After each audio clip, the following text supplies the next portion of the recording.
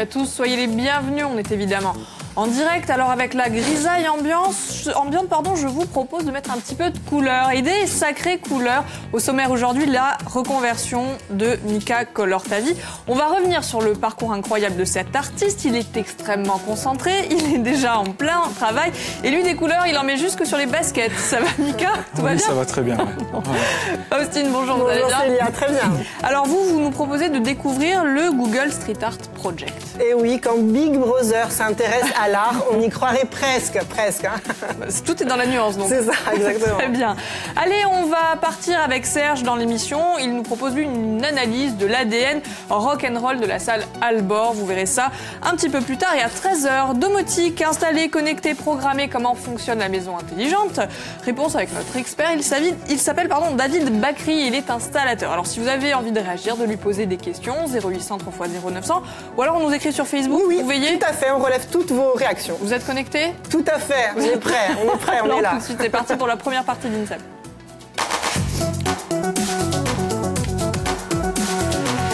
Bonjour Mika. Bonjour. Ça va? Ouais, j'étais concentré là. Je vois ça. Je suis même navrée de devoir vous déranger. Non, c'est pas grave, c'est pas grave. Alors, continuez, on va faire les présentations. Michael Minassian, votre nom d'artiste, c'est Micart Color-Ta-Vie. Vous êtes artiste, peintre et graffeur. Alors, vous êtes aujourd'hui avec nous pour parler de votre travail et puis surtout revenir sur votre parcours d'artiste. Vous avez toujours été passionné par le graphe, ouais. Mais avant de vous lancer, eh bien, vous vous destiniez plutôt à devenir électricien. Oui, un vrai métier, quoi. Tant qu'à faire. Ouais. Donc, vous faites tout ce qu'il faut, vous formez, voilà. Commencez même à travailler. Ouais, j'ai fait mes études donc à Lyon, en BEP, électrotechnique, bac pro électrotechnique. Je m'installe donc à Lyon en tant que CDI. Je suis dans CDI dans une entreprise, tout se passe bien. Et à côté de ça, je fais ma passion qui est le graffiti. Je découvre le graffiti à Lyon quand je fais mes études. Voilà. Et hasard de la vie, ça ne fonctionne pas. Voilà, ça ne fonctionne pas. En 2010, je rentre en Corse et je laisse tomber le graffiti.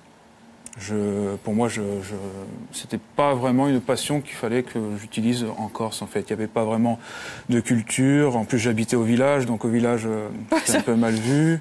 C'était un peu voyou, quoi, on va dire. Donc, pendant presque 6 ans, j'ai pu toucher une bombe de peinture et j'ai travaillé en tant qu'électricien sur Ajaccio. Et il y a eu un licenciement économique. Et finalement, il n'y a pas de hasard dans la vie. Ouais, pas de hasard. Donc, du coup, chasse naturelle revient au galop. Et j'ai repris les bombes, j'ai repris la peinture et je me suis lancé en tant qu'auto-entrepreneur. Je me suis vraiment installé. Ah oui, j'ai fait les choses bien. J'ai voulu vraiment construire quelque chose et faire découvrir ce que je faisais avant en Corse, en fait. Voilà. Donc la passion est là. La passion est là, elle est restée. Et donc du coup, beaucoup de déco murale. À la base, c'était que de la déco sur mur. Donc chambres, prestations artistiques dans des restaurants, dans des bars, dans des hôpitaux. Donc un peu de tout, ouais. Donc, quel que soit le mur, vous dessinez dessus. C'est ça. Ouais. D'accord. Alors qu'on comprenne bien, vous êtes autodidacte. Vous avez fait vos classes finalement dans la rue. C'est ça. Moi, le graffiti, maintenant, il y a des cours de graffiti. Alors ça, je trouve ça un peu bizarre, quoi. Je veux dire, le graffiti, à la base, c'est la rue. C'est la rue, on apprend. Moi, j'ai tout appris. Donc, quand j'avais 15 ans, quand j'étais sur Lyon, j'ai tout appris seul, j'ai tout appris par mes propres moyens. Et le graffiti, on va pas se leurrer. À la base, c'est le vandal, c'est la rue, c'est la dégradation, quoi. C'est ça l'esprit. Je suis passé par là, voilà. L'esprit du graffeur. C'est quoi la différence d'ailleurs entre un graphe et un tag? Alors, le tag, on va dire que c'est la signature. C'est vraiment la lettre vraiment écrite vite. En 10 secondes, il faut que ça soit fait. Le graffiti, c'est travaillé. C'est de la couleur, c'est de la lettre vraiment travaillée. Ça peut prendre 2 heures, 4 heures, ça peut prendre même 8 heures. C'est vraiment quelque chose qui est travaillé avec de la couleur. Donc on n'y va pas au... C'est quoi, c'est de l'improvisation? Pas du tout, c'est moi, je suis beaucoup à l'impro. Je suis beaucoup à l'impro. Après, c'est vrai que c'est beaucoup réfléchi. Alors, depuis tout à l'heure, on voit passer des images. Ouais. Je pense que vous avez quelques anecdotes à nous confier sur ces réalisations. Bon, c'est vieux, la prescription. Donc, voilà, c'est comme je disais, voilà, moi, de mes 15 ans à mes 25 ans, j'ai pratiqué le graffiti, spécialement purement vandal. Donc voilà, c'était pour moi le graffiti, c'était ça, c'était se démarquer. C'est une forme d'expression. C'est une sorte d'expression. Après, voilà, moi, j'aimais l'adrénaline, j'aimais ce plaisir de sortir pendant que les jeunes étaient en boîte le samedi soir. Ben, moi, j'étais dans les dépôts de la SNCF à taguer des trains. Voilà, chacun son délire. apporte de la couleur, quoi, dans cette grisaille ambiante. Bon, après, c'est un art éphémère, parce qu'on sait que dans 2 jours, même le lendemain, le graffiti n'y est plus. Voilà. C'est le principe. C'est le principe, c'est la photo. Après, voilà, on garde les photos et 10 ans après, ça crée des souvenirs. Alors c'est quand même assez surprenant, entre le mur, le wagon comme on peut le voir ici, donc dans la rue, de s'attaquer au mur à l'intérieur. Les chambres, les restos, comment vous en arrivez là ? À un moment donné, il faut se dire qu'on arrive à la trentaine, 32 ans, il faut arrêter un peu les bêtises et penser à... Ça va avec l'âge, d'accord, j'ai compris. Et penser à évoluer un peu et à grandir. Et aussi à se nourrir, parce qu'aujourd'hui, maintenant, c'est mon seul moyen de vivre, c'est mon gagne-pain, donc je fais que de ça. Voilà, le vandal, maintenant, c'est fini. J'ai eu assez de problèmes avec la justice, beaucoup de problèmes même. Donc, on a mis ça à part. Maintenant, c'est fini, on n'en parle plus. Voilà. Mais on en garde quand même de beaux souvenirs. De très bons souvenirs avec les copains. Les murs à l'extérieur, les murs à l'intérieur, et puis aujourd'hui, un support un peu plus petit. Ouais. Vous avez commencé déjà à dessiner. Alors, vous vous êtes attaqué aux chaussures. Pourquoi les chaussures ? Les chaussures, pourquoi ? C'est arrivé au mois d'août, en fait. C'est une jeune fille de 13 ans, un jour, qui m'a dit « Mika, s'il te plaît, dessine-moi sur mes baskets. » Et moi, je suis tombé des nues, quoi. J'ai fait « Ouais, ok, mais qu'est-ce qu'on fait ?» Elle me fait « Fais-moi un Mickey et mon prénom. » De là, je lui ai fait ce qu'elle voulait, avec le matériel que j'avais, donc pas forcément adapté au support, à la customisation. Donc, du coup, je lui ai fait... Et pour le fun, je les ai mis sur Facebook et de là, commenter, liker, partager, moi je veux. C'est très tendance en même temps. Ah ouais, franchement. Donc du coup, c'est sûr que j'ai été débordé de travail en peu de temps et j'avais pas le matériel qu'il fallait. Donc il a fallu que... Oui, s'adapter. Voilà, m'adapter. C'était quelque chose, un support Voilà, parce que c'est vrai que les 50 premières paires de baskets... Combien les 50 ouais. Oui, je suis à 270 maintenant. Ah ouais, quand même. En 4 mois. Vous êtes fait la main, si je puis dire. Ouais, voilà, je la connais maintenant. Maintenant, je sais quand il y a les fausses et les vrais. D'accord. Alors, c'est un travail qui est quand même très minutieux. Ouais, c'est minutieux, ouais. Mais c'est très éloigné de ce que vous aviez l'habitude de faire. C'est sûr. Limite, je vais vous dire que je prends plus de plaisir maintenant à faire ça que sur mur. Ah oui, sur un support beaucoup plus petit. C'est plus petit, c'est plus minutieux. Je trouve même que c'est...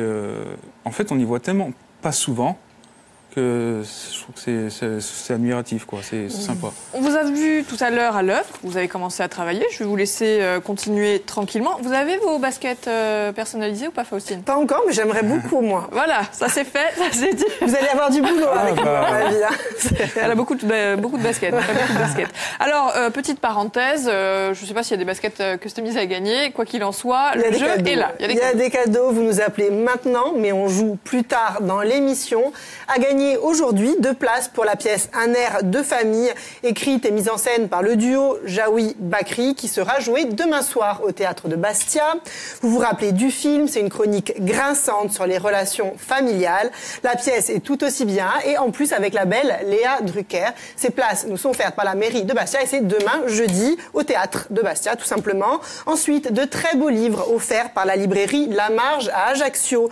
Il y en a pour tous les goûts. Il y a du rire, du suspense, de l'amour et un livre pour enfants qui parle de coccinelles, de fourmis et de petites abeilles. Donc il y en a pour tout le monde. Pour les grands et les petits. Et enfin, ça n'est pas fini. Vous n'aurez plus aucune excuse de ne plus avoir de batterie sur vos téléphones. Parce que pour vous, pas un mais 2 cadeaux. Un chargeur, non, c'est quoi ? C'est un câble USB, pardon. Ah oui, avec... C'est un câble USB avec 2 embouts pour tous les téléphones. Et je vais voir si c'est hyper pratique, hein, c'est hyper pratique. Et enfin, le chargeur nomade, notre chargeur nomade. Voilà. Je vous laisse le brancher, on va tester. Allez, voilà. Brancher mon téléphone. Alors attendez. Ah non, vous branchez votre tablette, hein, c'est n'importe quoi. Bon alors 0800 3x 0900. Évidemment, 0800 3x 0900 et on joue en chanson aujourd'hui. Oula. En musique. Vous allez demander à nos téléspectateurs de chanter ? Non, quand même pas. Ah bon, je suis pas aussi cruelle, enfin. Même si j'aimerais beaucoup le faire. Hein. Ah, il vous reste quelques jours d'ici la fin de la semaine. Bon, ça marche. Allez, on poursuit l'émission.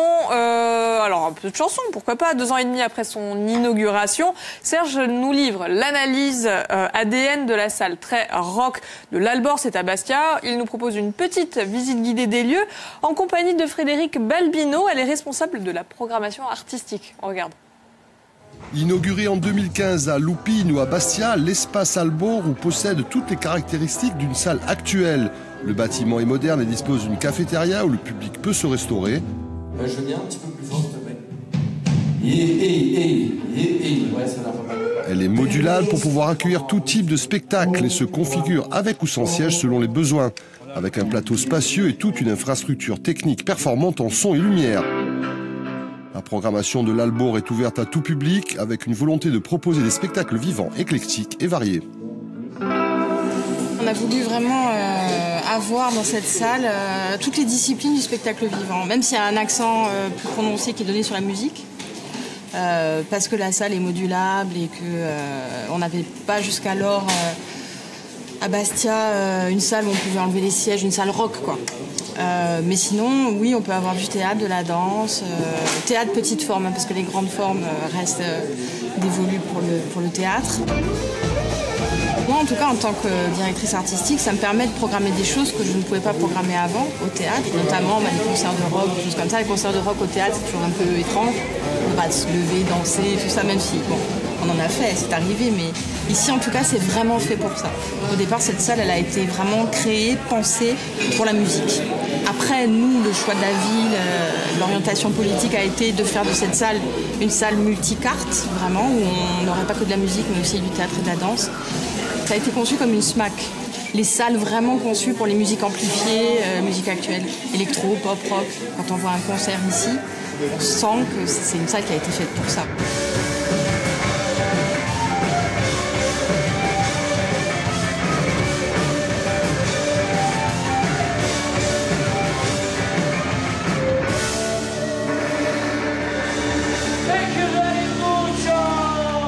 Dans cette salle, il y a à la fois des spectacles extrêmement familiaux, il y a des spectacles jeunes publics, il y a des pièces de théâtre pour tous, il y a du stand-up, il y a de l'humour, il y a Jonathan Lambert qui va passer au mois d'avril.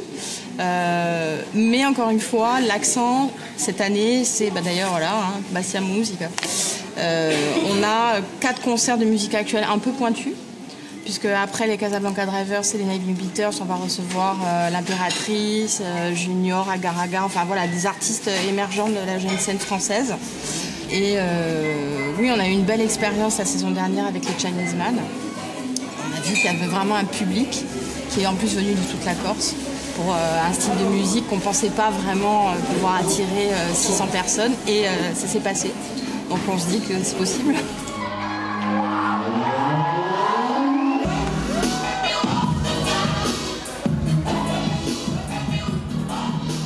Le street art, le rock et la pop.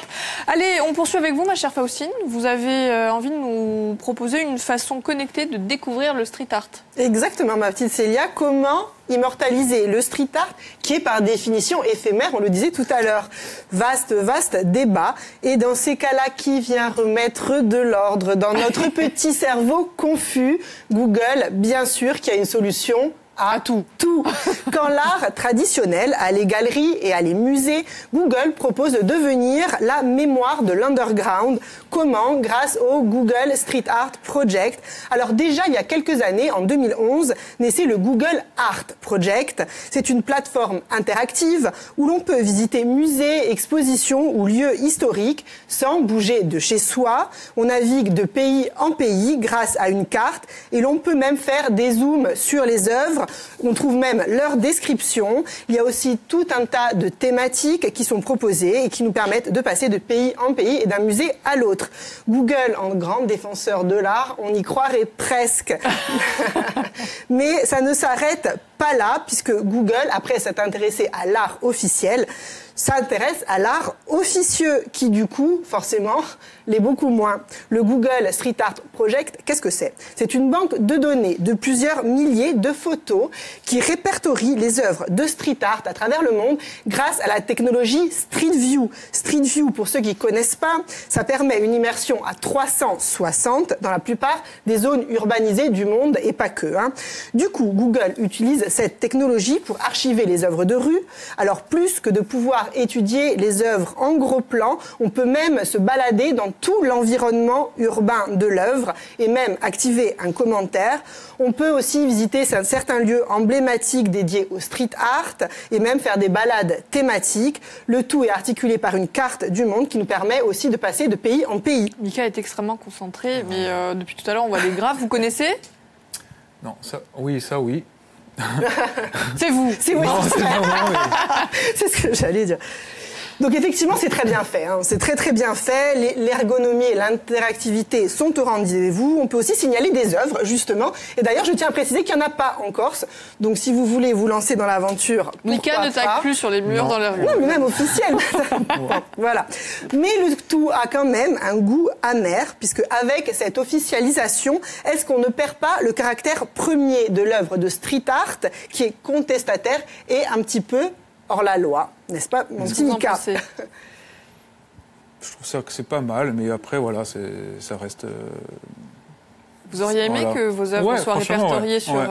Ouais, ça aurait été bien. Sur le site. Mais c'est possible, justement, c'est possible, puisque apparemment, je dis bien apparemment, hein, il n'y aurait pas de critères d'admission et justement, toutes les œuvres de street art ont leur place sur le Google Street Art Project. Alors c'est vrai que les puristes ne se reconnaissent pas dans le côté formel du projet, mais en même temps, qui n'a pas crié au scandale lorsque 5 Points, qui est à Brooklyn, c'est la Mecque, vous connaissez, hein, j'y suis allé. Voilà, qui est la Mecque du graphe, a été repeint en blanc. Et oui, Big Brother nous surveille, mais parfois, ça a du bon, je dis bien parfois. Hein. Oui, parfois. Parfois. Enfin, si l'idée, c'est de faire un graphe qui est réprimandé, hein, par la loi. Ce n'est pas ça que j'ai dit, attention. C'est pas une bonne idée, hein. Attention au piège. La rançon de la gloire. C'est ça. Merci beaucoup, Faustine, pour cette initiative. On en revient au parcours de Mika. Alors, tout va bien, vous n'êtes pas signalé sur le site. Mais on rappelle donc du street art de la rue en passant par les murs des chambres pour en arriver aux chaussures.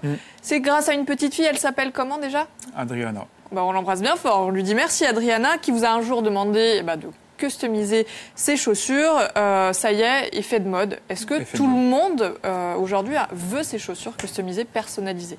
Il y a de plus en plus de commandes, c'est vrai. Beaucoup de gens me demandent. Je reçois tous les jours des messages. Donc, ce qui est bien, c'est qu'au début, c'était beaucoup les enfants. J'avais énormément de paires pour les enfants. Et maintenant, les adultes, j'ai limite plus de paires pour adultes que pour enfants. Ah oui, carrément. Ouais.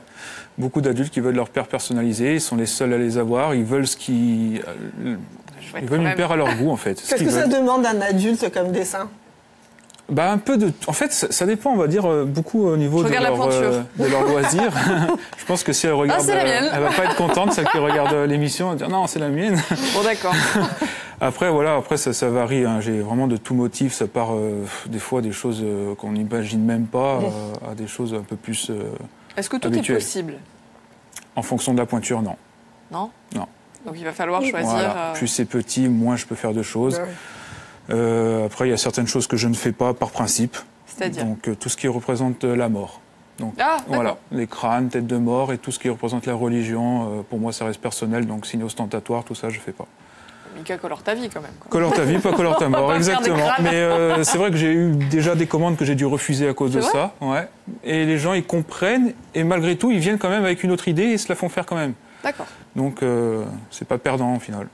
Alors moi, ce que j'ai envie de vous demander, vous avez commencé depuis la partie cuisine à dessiner sur une paire de chaussures. Alors vous l'avez choisie neuve, celle-ci? Oui, c'est la cliente du coup qui... Voilà, c'est mieux. On a vu, il y en avait qui étaient un peu... Ouais, après je trouve que c'est mieux d'avoir une paire neuve. Bon, déjà au niveau de l'aspect, ça va être plus joli. Donc, parce que la paire, si la paire est déjà un peu usée avec les plis du pied... Ça donne une nouvelle vie. Ça donne une nouvelle vie, c'est vrai. C'est vrai, plutôt que les remiser au placard. C'est pas faux. Du coup, ça donne un côté un peu patiné. Mais alors, je vous laisse nous expliquer. Alors là, qu'est-ce que vous avez commencé à travailler? Montrez-nous. Donc là, c'est un thème sur Dark Vador. Sur Star Wars. Donc le jeune, il voulait un truc sur... je lui ai fait un Dark Vador. Je suis en train de lui faire un Dark Vador. Vous avez presque fini. Et oh non, il y a encore du travail. Ouais. Et là, c'est son surnom. Apparemment, c'est ses copains de classe qui l'appellent comme ça, Magic FM. Donc voilà, il aura sa paire personnalisée à son surnom avec son personnage préféré. Alors, quelle technique, qu'est-ce que vous avez utilisé pour dessiner? Je ne vais pas tout dévoiler pour ne pas avoir de la concurrence plus tard.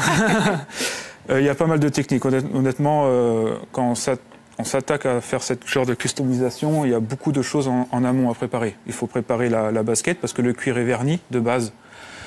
Le cuir de base, il est verni. Ah, d'accord. Donc du coup, il faut enlever le vernis d'abord. J'achète un décapant. Il y a un décapant. Il faut bien préparer la paire avant pour que ma peinture s'incruste bien, que ma peinture tient bien. Après, c'est vraiment une peinture spéciale pour cuir. C'est vraiment pas une peinture qu'on achète n'importe où. Mais on dirait des stylos. Moi, les stylos, c'est moi qui les remplis en fait. J'achète des petits pots de peinture qu'après je transverse dans des marqueurs vides. D'accord. Et faites voir la pointe avec laquelle vous dessinez. C'est très très fin. Ah oui, d'accord. Oui, ça ressemble à Un j'allais dire un stylo, feutre, un sauf feutre. que c'est rempli de peinture. Voilà, c'est de la peinture qu'il Et y a donc dedans. même ça, jusqu'au stylo, c'est customisé. Ah ouais, c'est unique. ouais, voilà. Parce D'accord. que c'est vrai que les gens qui utilisent ce genre de peinture, ils travaillent tout au pinceau. Moi, le pinceau, sur une paire de baskets, j'y arrive pas. Et vous avez commencé à dessiner avec quoi dans la rue? C'était des bombes? À la bombe, ouais. Ah oui, d'accord. Donc là, vous avez quand même Ah ouais, là, j'ai carrément changé remis d'outil, en ouais. question toute votre façon de faire. C'est ça. Alors, les dessins, on l'a bien compris, vous n'avez pas envie de révéler tous les secrets Non, de après, fabrication. après, en c'est sûr revanche, que- comment vous allez les fixer? Est-ce que ça va tenir dans le temps? Alors, je vernis toutes mes paires. Donc, elles sont vernies. Moi, je veux dire, en fonction de l'utilisation de la personne, si elle en prend soin, ça peut durer jusqu'à ce que la basket, elle meure. Voilà. Si la basket, c'est sûr que si la personne elle va jouer au foot ou elle va aller à la chasse avec, dans un match, voilà. Ça va se mettre un peu à une épreuve. C'est une basket, ça reste une paire de baskets. Donc du coup, la basket s'use, le cuir s'use, la peinture s'use aussi en même temps. Voilà, Donc quand même ça tient dans le quelques temps. précautions pour Oui, après je entretenir conseille une éponge, de l'eau, un peu de pec citron pour nettoyer si on est un peu maniaque, mais éviter la machine, parce que On le va pas le cuir mettre en machine... en machine, c'est pas terrible. Non. D'accord. Alors, est-ce que vous avez quelques exemples de réalisations que vous affectionnez particulièrement? J'ai un thème qui revient souvent, c'est Dragon Ball Z. Donc ça, c'est un Donc les peu mangas. mon enfance. Donc Ah bah oui. du coup, ça me fait toujours un peu plaisir quand quelqu'un me dit je veux un Dragon Ball Z. Donc du coup, je prends plaisir à la faire. Donc ouais, ça c'est assez sympa à faire. Après, il y a d'autres paires, bien sûr, les Mickey, les Minnie, à l'appel. Donc ceux-là, c'est un peu moins ma génération. Oui, votre passion. Enfin, moins ma passion, ouais. Oui, vous le faites quand même. Hein. Je fais. On peut tout vous Ah demander. oui, je fais. Et du moment que le client est content, moi, je suis content aussi. D'accord. Alors, on va marquer une petite parenthèse. Je vous propose, ma chère Faustine, de demander à Dominique si elle a une paire de chaussures personnalisées. Exactement. Bonjour Dominique. Oui, bonjour. Comment ça va? Ça va très bien et vous? Très bien. Vous nous appelez d'où, Dominique? Alors là, je suis sur Propriane. Voilà. Il y a du vent, j'imagine, à Propriane. Oui, énormément, et oui. encore. Pas autant que dans le Cap. Hein. Ah. Le Cap est quand même beaucoup plus atteint que nous. Hein.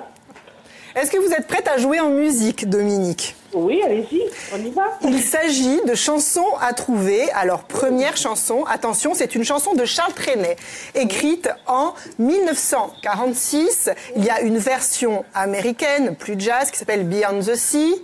Il y parle du paysage maritime qu'il voit défiler. Elle s'appelle, cette chanson? Ah. Alors, normalement, si Normalement, vous voulez... vous devriez chanter, Faustine. Traître. L'île petit extrait. est entourée de... On peut mettre un extrait, allez. Allez-y. La mer. Ah oui, ah oui. Je suis juste en face. En plus. Voilà, c'est ce que j'allais dire, c'est ce que j'allais dire.